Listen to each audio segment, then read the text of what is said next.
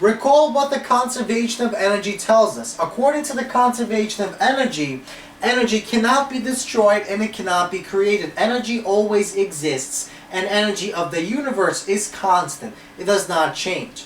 But what energy can do is it can be transformed from one form to another. For example, from kinetic energy to another type of energy. Now there are two types of energy transfers. There's heat and work. Heat is the natural transfer of energy from an object with a higher temperature to an object with a lower temperature. And if you want to learn more about heat, check out the lecture on heat in the chemistry section. Here we're only going to talk about work. Now work is the transfer of energy due to forces. It could be individual forces acting on objects or the net forces acting on the entire object. Now work is a scalar, and that means it only has magnitude, no direction. And the units of work is like the units of energy. It's joules. And we can also use electron volts when we're talking about very small microscopic objects. Now, work does have negative and a positive. Negative work simply means our object loses energy, while positive work means our object gains energy.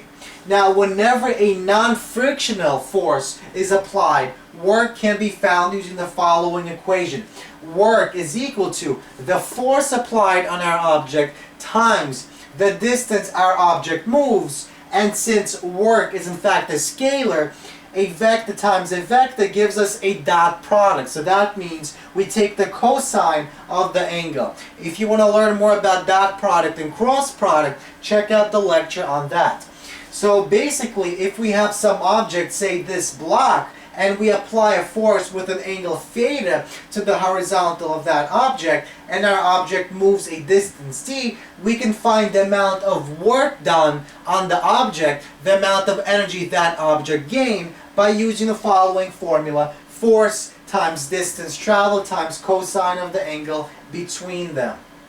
Now, if we do not neglect friction, if we actually include friction, for example, when this box is traveling along this horizontal surface, there is friction in a real world situation. So, if we do not neglect friction, we find our overall work by following the following formula. The work done is equal to change in our potential energy of the object plus change in the kinetic energy of the object plus the change in the internal energy of our object due to friction.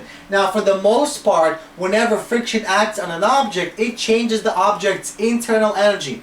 And internal energy is simply the energy of the individual molecules found in that object. If you sum up all the different types of energies on those individual molecules, you will get the internal energy of that system. Now, if we end up neglecting friction, if we don't include friction, for example, we say this surface on which our object is traveling is frictionless, we have to use the following formula to find out total work done.